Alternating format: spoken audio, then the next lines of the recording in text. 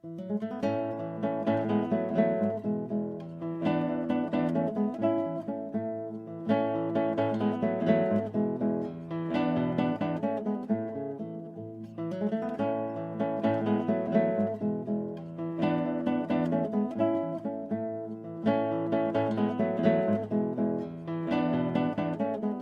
de un montón de meses tenemos un libro. Ya no te lo enseño con el ordenador. Es como nadie. Ya tiene papel. Mira, hay papel, hay hojas. Y bueno, pero no te lo tengo. No, bueno. Ay, yo... De momento solo hay uno, Antonio. Vamos a esperar, vamos a hacer algún... Pero bueno, queríamos enseñártelo para que veas que ya es material. Sí. Gracias también a esta gente que hay aquí grabándonos y haciendo las fotos.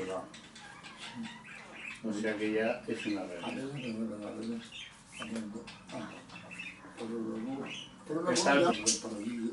Estas memorias se llaman Voluntad Mañana después de darle bastantes vueltas, porque me pareció que era la manera más expresiva de narrar o de ponerle título a la vida de una persona que estaba a punto de no ver amanecer al día siguiente, ¿no?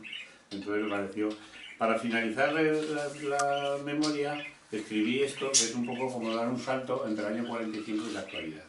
Tiene de ser a guisa de epílogo, y dice: aquí termina este relato en el que he querido recordar mi vida, para que quien lea no olvide la de tantos miles de españoles que tuvieron la fortuna de llegar al día siguiente.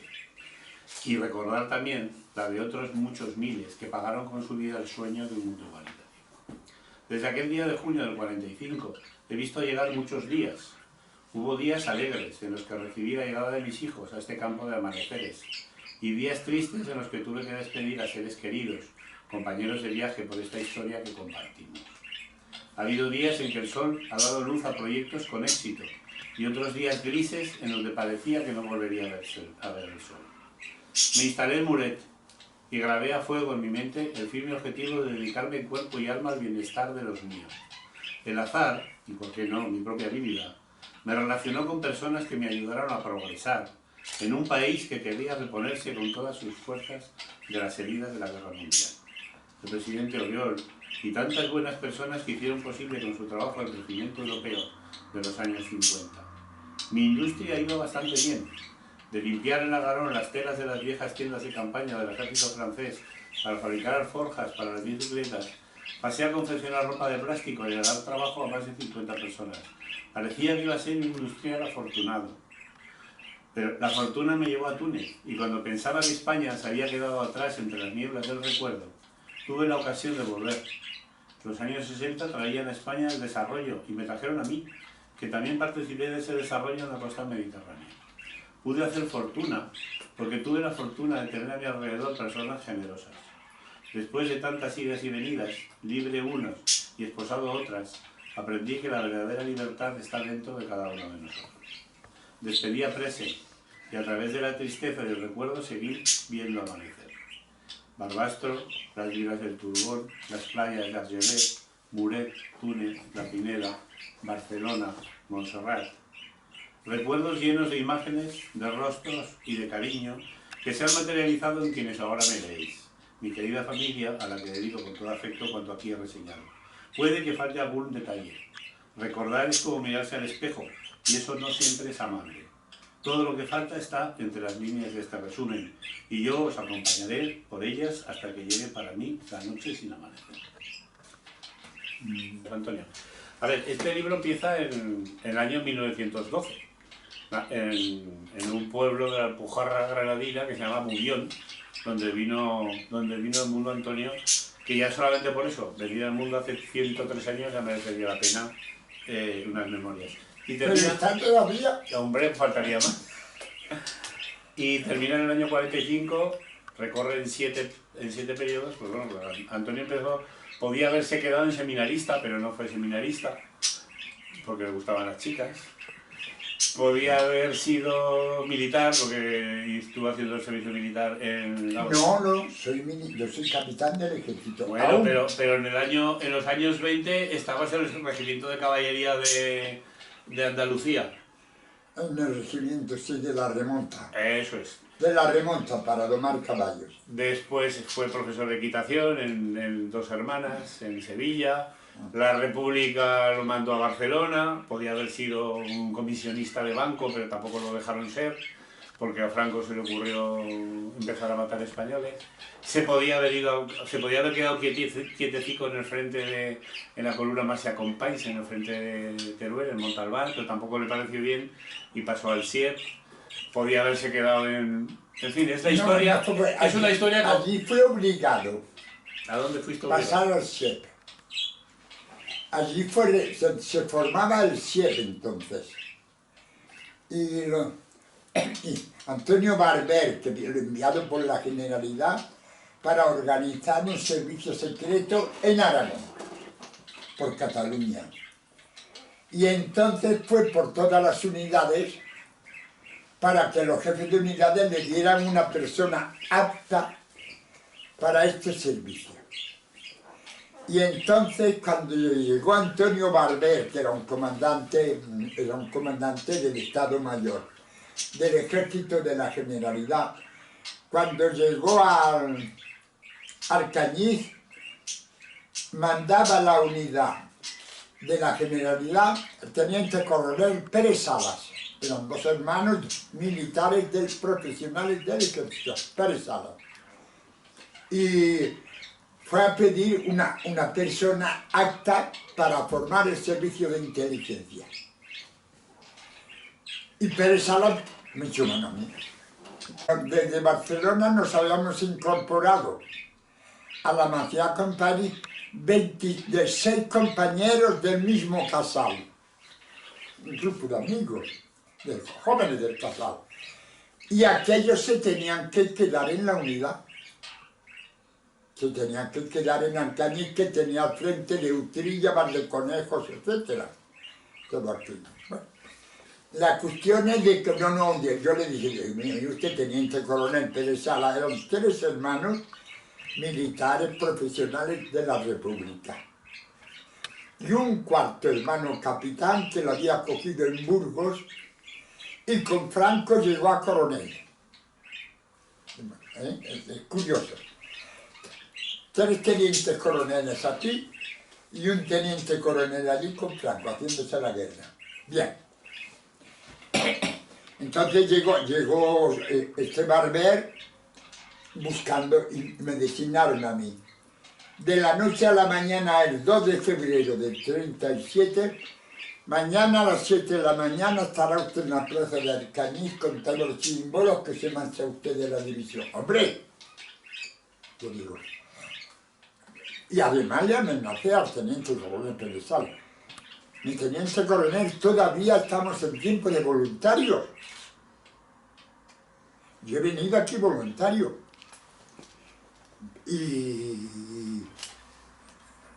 Bueno, usted ahora ya es teniente del ejército.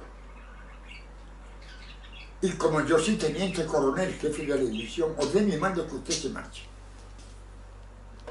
Y al servicio secreto tenía que incorporarme al día siguiente a los servicios de información, los servicios especiales. Y desde ahí he desarrollado la carrera, ascendí a capitán y hasta que se terminó la guerra. De miliciano a teniente y de teniente a capitán. Y de capitán al servicio secreto. Pero eso es el tiempo que estás en Aragón. Después pasas la frontera y entonces pasas del SIEP al SIM casi sin darte cuenta, ¿no? Porque se formó. Lo que ocurre es que en aquella época pues no había servicio militar en la Jefatura Superior de Policía. Barcelona. Y claro, iban muchas denuncias militares a la policía de Barcelona.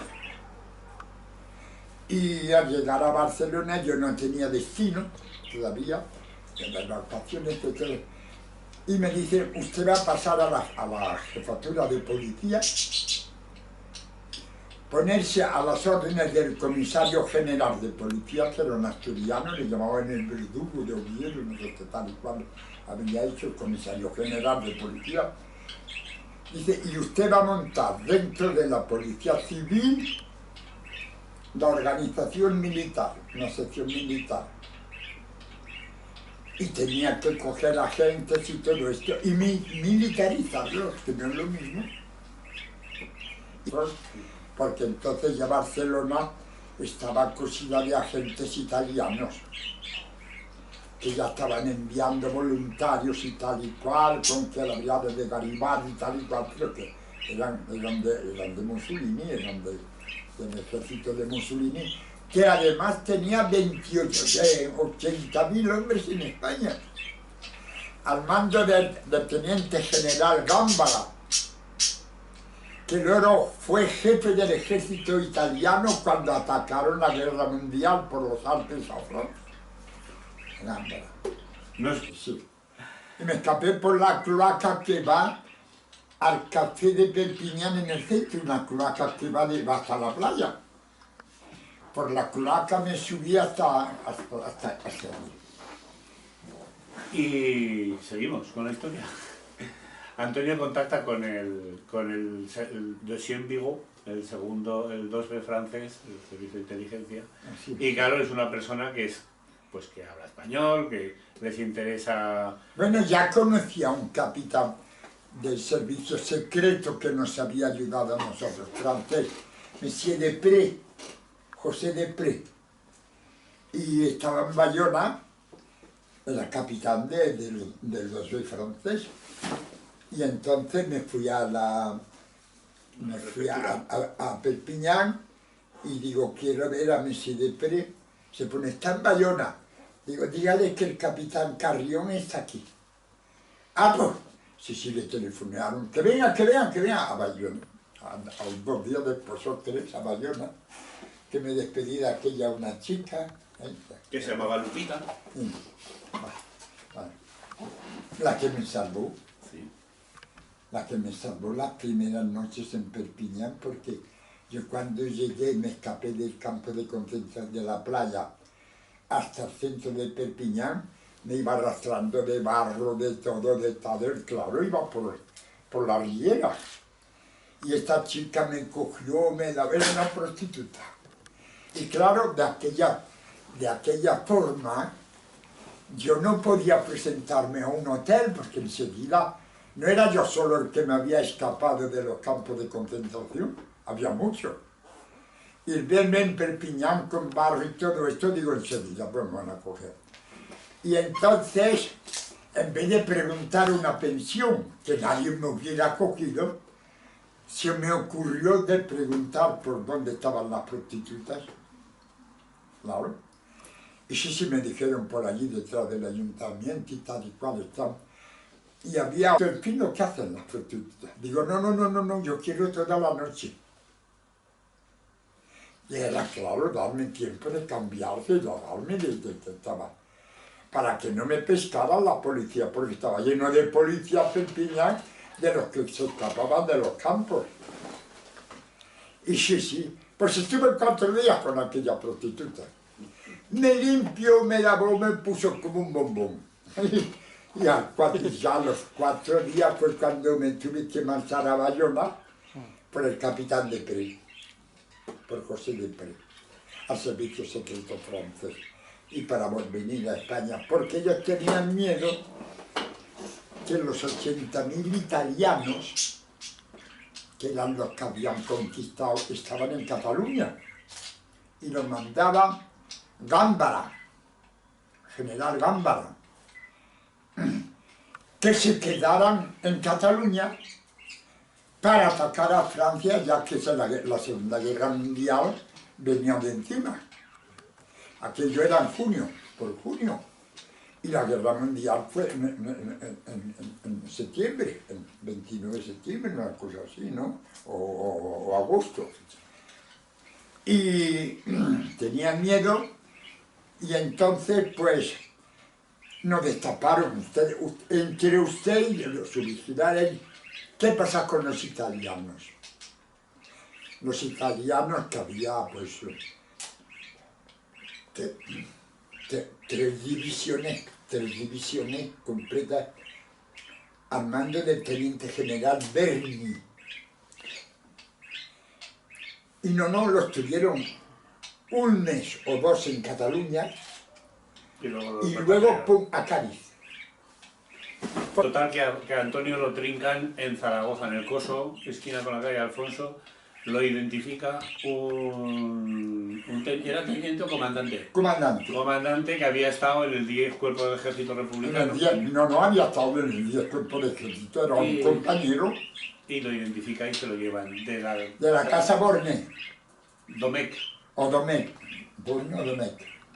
Me dijiste una vez Domecq, pero no lo hemos puesto en el libro, o sea que puede... No, como era bebida, lo tiramos para adelante. Dos días yo estaba para no fusilarme, pelarme, pasearme, sí, porque no estaba inscrito, no nos inscribían en los centros para que no figurara.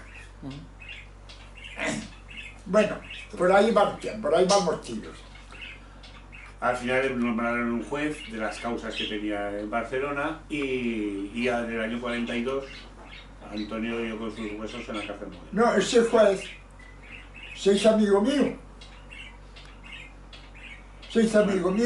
Por lo menos no te puteaba, ¿eh? No, que luego llegaba y me traía paquetes de cigarrillos y todo esto. Y ya dejábamos lo de la guerra civil, empezábamos a hablar de la historia, empezábamos a... un vagón llegábamos a hablar de todo y todo. Y llegó hasta traerme, cuando venía a verme una vez por mes, obligado, unos paquetes de cigarrillos, de tal y cual. Y hablábamos de la guerra, y que por qué pensáis, que qué estupidez la guerra, pasábamos nosotros hacia arriba a los jueces, que nos llevaban a la biblioteca, se llamaba juez. Bonita esa historia, bonita esa historia. Bueno, un poco... Hombre, bonita cuando no te iban a pelar. Pero con los jueces que me tocaron a mí, con un vagón y con el otro, con Alfredo, pues estuve bien. Total, que nos plantamos en el 42, que llegamos aquí allá al 45, en el 42 aparece Antonio en la cárcel Modelo, con 2 penas de muerte. Y la forma que entiende que el juzgado número 4 y número 11. La forma que entiende de que no le puedan fusilar es hacerse el loco. Bueno, recomendado por los médicos. Por un médico republicano.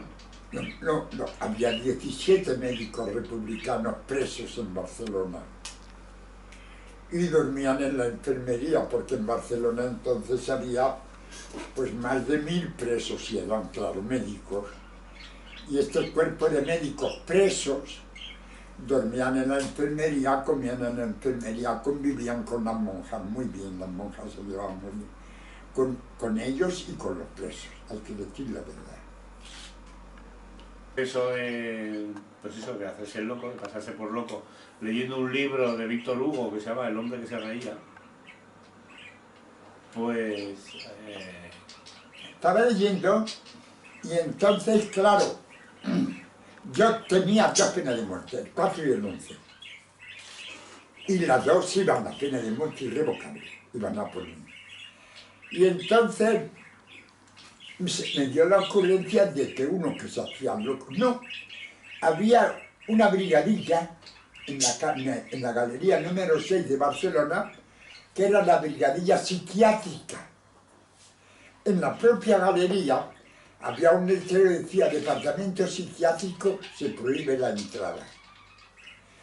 Y yo, hablando con uno de los doctores presos, que era republicano, que yo conocía, José María Sili, me dice: oye, pues mira, pues empieza a hacerse el loco. Digo, coño, ¿y cómo se empieza uno a hacer el loco? Pues hacer todo lo que no debes de hacer.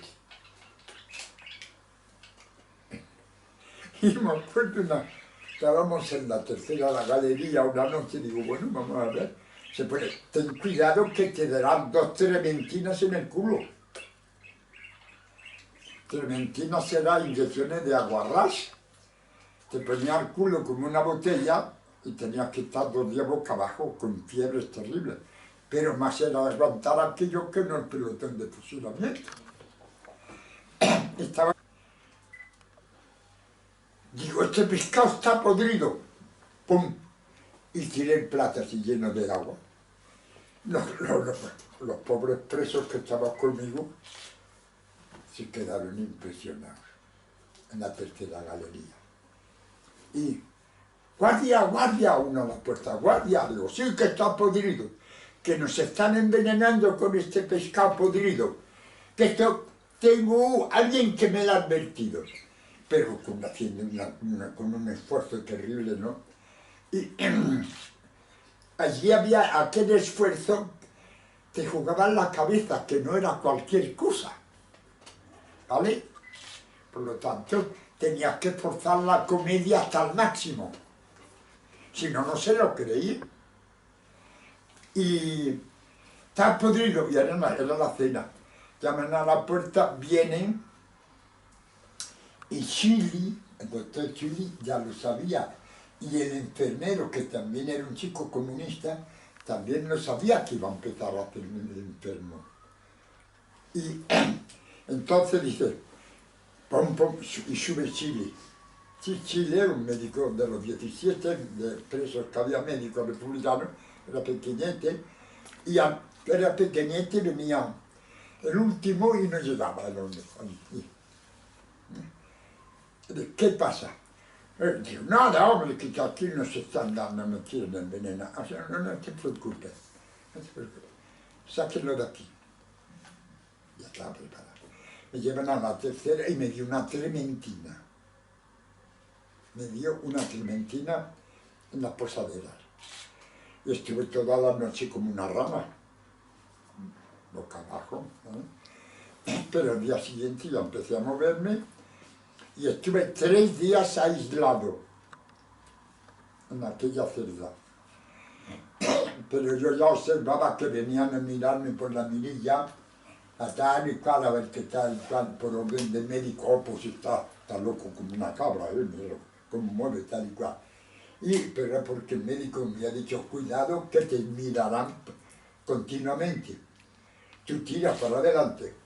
Total, que a los 3 días ya me sacan allí y me llaman a la brigada psiquiátrica. Digo, ya estoy. De allí sí que ya no me estoy. Por lo menos se planta en el manicomio de San Baudilio, de San Boi, y ahí empieza, bueno, una situación relativamente estable, comiendo mucho mejor, con mucha más libertad, más movimiento, lo mandaban a comprar periódicos, es decir, una situación de enfermo mental. Salía a la calle. Hasta que el director del manicomio le dice, oye, que tu pena ha vuelto al tribunal.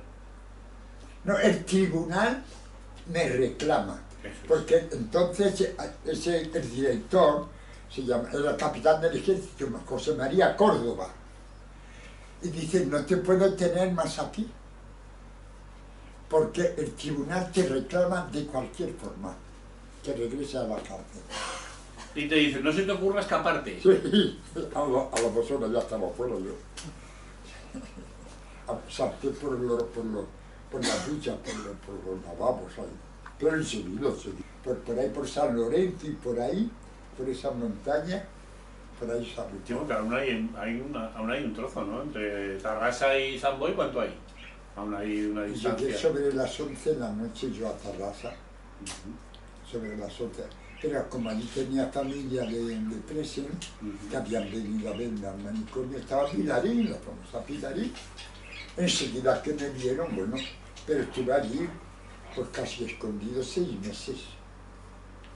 En fin, prepararon una salida de Francia. Antonio pasó a Francia. He preparado por esta familia de Tarrasa, Pilarín. Y seguramente pagando dinero a la Guardia Civil. Pagando dinero. ¿Qué hizo la vista gorda? Pagando unos 20 y tantas mil pesetas. Ya no me acuerdo, Antonio. Quería pasar a 100 metros de la Guardia Civil la frontera. Pero además estaba combinado porque al otro lado de la frontera había uno esperándome. Llegué con el guía a la frontera sobre las 5 de la mañana, empezaba a clarear. Y habíamos salido de la montaña a las 11 de la noche para subir para arriba, con un guía, pagando, claro. Y a las 5 de la mañana me dice, alto.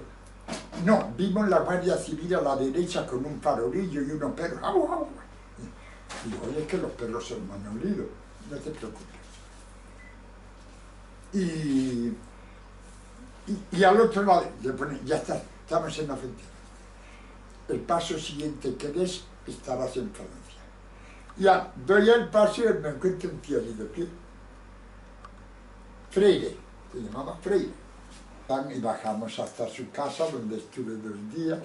O sea que estaba ya todo organizado por aquel dinero que se había pagado. Muy bien, muy bien. Pero bueno, había sus riesgos. Y ahí termina el libro. Y termina el libro. Ahí termina. Sí. Todo eso es lo que hemos contado. El resto lo tienes que volcar en un magnetofón que te han regalado para contigo. Sí.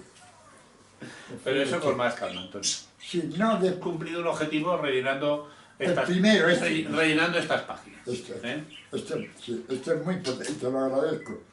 Porque me estás haciendo vivir 2 veces con esto. Que lo comprenderás bien. Todo esto ahora yo lo siento. Empezaré a leer páginas, veré si hay algo, ya lo repasaré, te diré, oye, si hay un error o no hay error, y tal y tal. No creo, porque hemos hablado muchas veces y tiene buena memoria. Este libro yo lo voy a leer, creo que refleja una biografía real. El libro de Antonio, además de contar la peripecia suya, personal, que yo creo que eso es un poco lo que también a Antonio le gusta, recoge nombres y experiencias de gente, pues la patrona que tuvo en Barcelona, la gente que estuvo en la Masia Companys, el alcalde de Barbastro, que al pobre hombre tiene un recuerdo muy vago en lo que es la historia, José Seco Mateo, fue un socialista importante. Su propia mujer, la peripecia de su mujer en las vidas del Turbón. Josefina Bosch. Josefina Bosch, la historia que os conté del Hotel San Ramón, ¿no? Que ya de por sí merecerían un libro esta gente, porque en una misma familia se da hermanos fusilados por Franco y al mismo tiempo el hermano mayor, el primer alcalde franquista, ¿no? Sí, Las grandes fechas más o menos las conocemos todos, pero ese pequeño homenaje que no tiene más salida que, vamos, más salida, puede ser muy interesante para muchas cosas y humanamente tiene un valor muy majo, ¿no? De todas esas personas que se han pasado a la historia sin que nadie les haya leído. Yo creo que eso tiene un valor que merece la pena. Pablo Bosch fue el primer alcalde porque recibió a Franco en el Hotel San Ramón y su hermano lo habían fusilado. No, todavía no lo habían fusilado al hermano. Josefina Bosch le pidió a Franco, allí en el Hotel San Ramón, de ver al general, un ayudante, la dueña quiere darles una amiga de tal y tal. Y bueno, y llegó ella a hablar con Franco pidiéndole por su hermano. Y Franco dijo, de esas cosas yo no me encargo. Franco no se metía en política. Que Franco no se metía en política. No, de esas cosas yo no me encargo. Y lo fusilaron, claro. Te quedo muy agradecido, Jesús, porque para mí lo que tú estás haciendo es darme juventud, aquella juventud, de aquella época, de aquella historia, de aquellas aventuras, de aquellos sobresaltos, que al fin y al cabo sobresaltos, amenazas, hambre, corridas, persecuciones, pistolas detrás de ti, todo este componente, este tinglado, lo he sufrido yo. Y para mí casi lo tenía olvidado, porque no soy un hombre que guarde rencor. Me da un poco pena la historia de España, porque desgraciadamente yo he salido bien, gracias a ciertas utilidades, pero otros muchos no han podido salir bien. Y lo mismo que recuerdo unas cosas contigo, unas cosas de lo bien, recuerdo otras de los sufrimientos que esto significa, ver sacar puñados de hombres a las 5 de la mañana en las cárceles de Barcelona, Las cárceles de Barcelona eran de 20 en 20. Pero en la cárcel de Ondarreta de San Sebastián, mira, usted condenada a pena de muerte, y a las 5 de la mañana del día siguiente vas al pelotón. Con una particularidad, que ya hacía 2 años que lo había pasado por San Sebastián, la guerra civil. No es como en Barcelona, que se esperaban las condenas de muerte hasta 20. No podían ir al campo de la Bota que de 20 en 20.